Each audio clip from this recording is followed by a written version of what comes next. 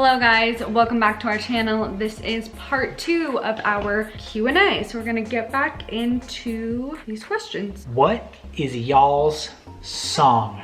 Our song would probably be Unpack Your Heart by Philip Phillips. That whole album is an amazing album. Would you recommend getting an epidural? Yeah, I recommend it because it was worth it to enjoy the last few hours of my labor and delivery and enjoy pushing him out. And the afterbirth, I didn't feel any of the afterbirth because they're pushing on your stomach to get your, I almost said uterus. Placenta. To get your placenta out and all of that. And then of course, if you tear, you're gonna feel all of the stitching. And I didn't feel absolutely anything, and I was able to just focus on meeting my son for the first time. I had a good experience with my epidural, so I do recommend it. Were you someone who has always wanted kids, or did that change when you got married? I've always wanted kids, and then I nannied an infant for the first time. I was like, I never want to have kids just because it was so difficult. And then of course that changed again. So there was probably like 6 months where I was like, I don't want kids. I've always wanted a family, but I don't think that I wanted kids right away. Like I had said that I wanted kids when I was like 27, which is 3 years from now, which is crazy to think about because we already have one. Marriage really did kind of change it for me. How did you know each other were the one? Yeah, sweetie, how'd you know I was the one? I never really thought. What were your marriage vows to me? Oh yeah.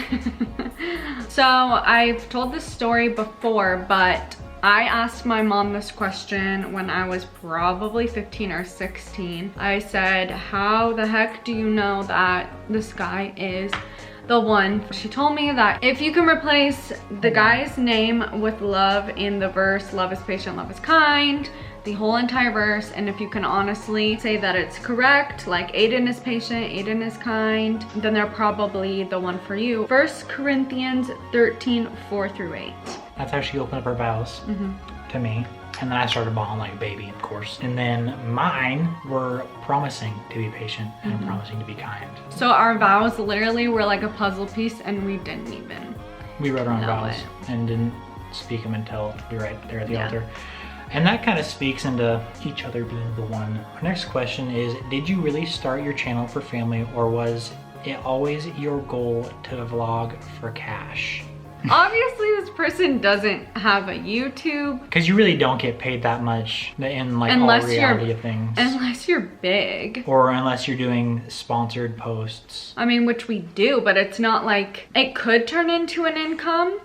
Definitely. It's nothing stable. But it's nothing stable, and I don't know if it ever will be. It's just, yeah, it's nice to get some extra money. I mean, we get monthly checks, and then if we're sponsored, if we happen to get a sponsor, then that's extra money too. But it was never my intent or our intent to be like, let's do this for the money, because at the time I was working a job. It was never for the money, and it's never going to be for the money. Like I said, it was definitely a 2-in-1 for me as far as doing this for our family, and also just to spread the gospel, just to be a positive family that's using their platform for good reason. What is the hardest thing about parenthood so far? Something that you didn't expect? So I'm actually gonna do a video all about like things that I did not know, literally did not know about newborns. Some really scary things that caught me off guard, but that's gonna be a whole separate video. I feel stupid for saying this, but I don't think anything is really that hard yet. I think when babies start crawling and moving around is when it really becomes hard, because then you really have to watch them. What is the worst thing about pregnancy / giving birth? Worst thing about pregnancy is not having your body to yourself, but that's also the best part of pregnancy. Being so uncomfortable, not being able to sleep. Like my entire pregnancy, I slept horrifically. I had to nap every single day because I was so exhausted. And then the heartburn for me was awful. Worst part about labor for me was having to get up to go pee constantly, and I was hooked up to all these monitors, so it was a whole ordeal every time I needed to go to the bathroom. But I had such an easy, beautiful labor and delivery that honestly, just me having to go pee so often was the worst part. And having those stupid IVs in my arm. I was so happy when I got those out. Did your essential oils work for labor? Well, her labor was so short. I didn't even use them because it was so short. Are you guys living in your forever home? No, we are not. We are actually in the midst of fixing up this house. Not because it was run down or anything. Just putting the finishing touches on what we have done so far because we redid the floors. Still got a little bit of that to do. And we gotta redo the deck because the deck is awful. It's horrendous. And then there's a couple of places that Boog has chewed up since we've lived here that we need to fix. But this was never supposed to be our forever home. When we bought this, I was like, yeah, probably 5 years max I would live here. And we're looking like right about 3.5, 4. Oh yeah, because we've been here 2 years. Yeah. Okay. So yeah, probably 3.5-ish. That we'll live here. If I could pick up this house and move it somewhere else, it's not the house itself, it's just the area that we live in and the neighborhood. We kind of want a bigger backyard and things like that. And you guys have seen that there's a lot of crime in our neighborhood. What is your favorite memory of each other? I can tell you right now was when she was walking down the aisle to me. That is the single most, almost brings me to tears every time I think about it. Yeah, it's so cliche to say, but the 2 best days of my life have been when we got married. I keep kicking this. Move your foot then. When we got married, and then of course when we had Israel. Everyone says that and you don't realize how true it is until you get married and until you have your first baby. Do you miss your baby bump? First off, I miss her baby bump. Yeah. We were in the shower the other day and it's just like a regular sized tub that has a shower head on it, and usually you have to navigate around each other because the bump is there. So or I sit on the ledge and while she washes up and stuff like that, and I would kiss her belly while we were doing that. And I went to kiss her belly like probably 2 weeks ago and I was like, wait, it's not there. Or like when we're showering together, I still do this when he's like trying to get in the water, like try to suck myself in. And I'm like, wait, I don't have to do that because my belly's not there anymore.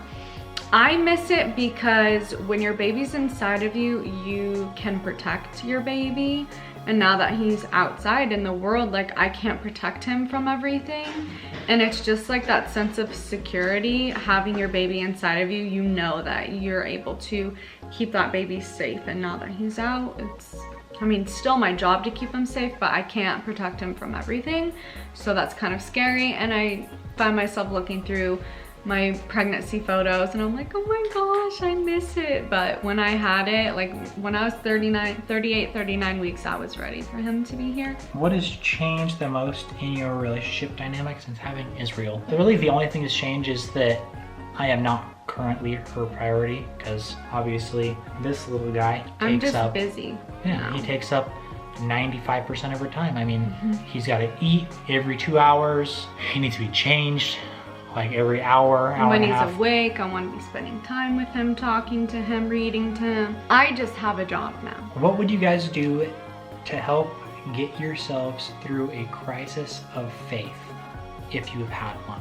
So we haven't had a crisis of faith, but it's probably because we've never gone through something extremely traumatic.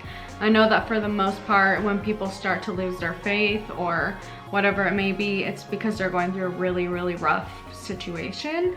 And we haven't really experienced anything like that.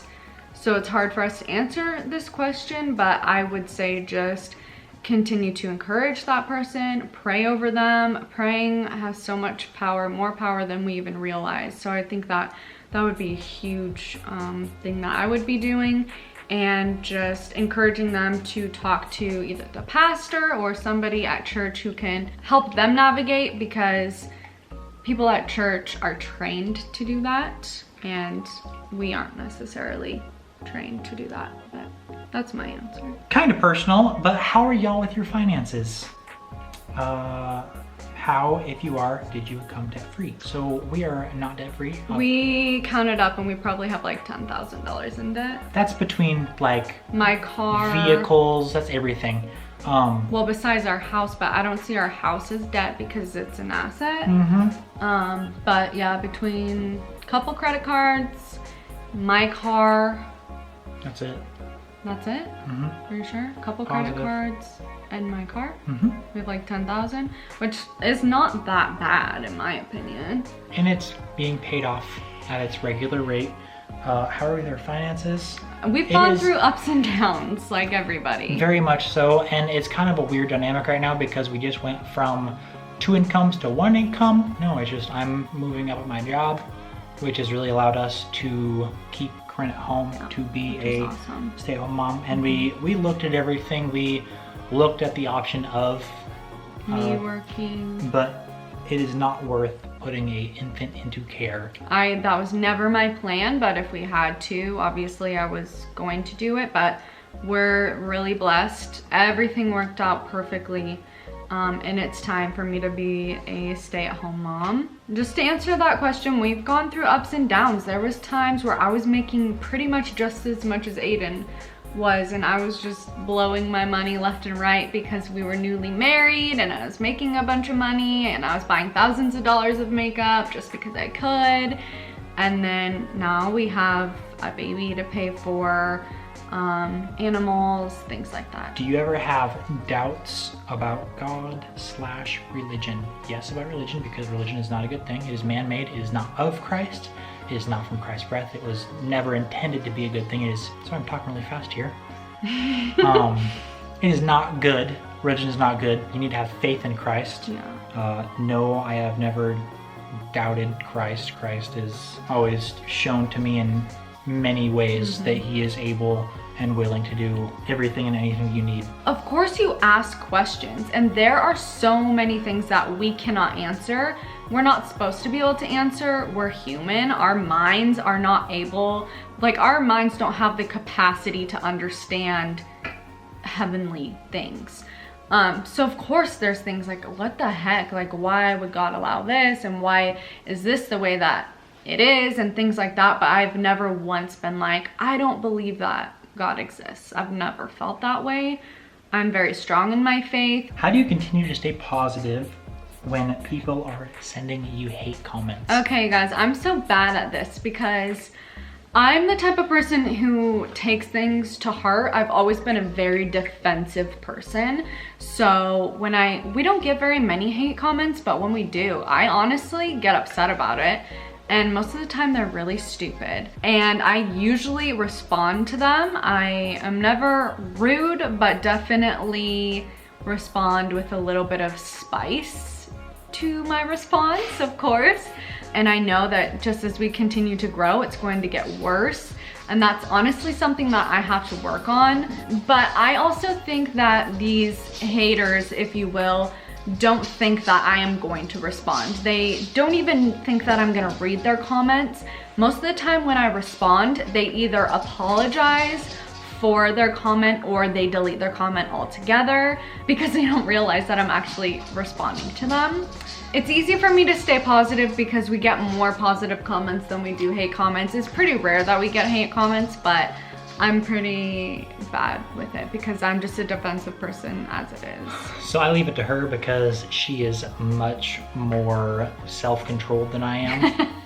Because I would just go off on people. I gotta tell you, I can't stand. Yeah, there's been a couple really insane comments that we've gotten. Of course, I'm not about it. I respond with some spice, but I try to keep my composure. Some of them though, I do just delete if I just can't handle it.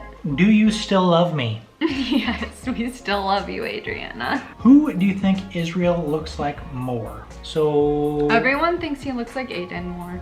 Everyone comments, he's Aidan's twin, he's Aidan's twin. If I would shave my beard off and be baby-faced, he looks like me from like about here down. He's got like my cheeks, he's got my lips, he's got my chin and like jaw structure. And then from about the nose up, actually from like the Cupid's bow up, he looks like Kurin between eyes, nose, eyebrows, hairline, because I have like a widow's peak and it looks like he's gonna have one too. Time for yet another shout out. We're actually gonna tell you how to get a shout out if you'd like one. All you have to do is be subscribed and comment down below. That's That's all I have to do to get a shout out. All right, so this vlog's shout out is gonna go to Amber Pels. I hope I'm saying that right. So shout out to you, Amber. This week's verse of the vlog is John 8:32, and it says, "And you will know the truth, and the truth will set you free."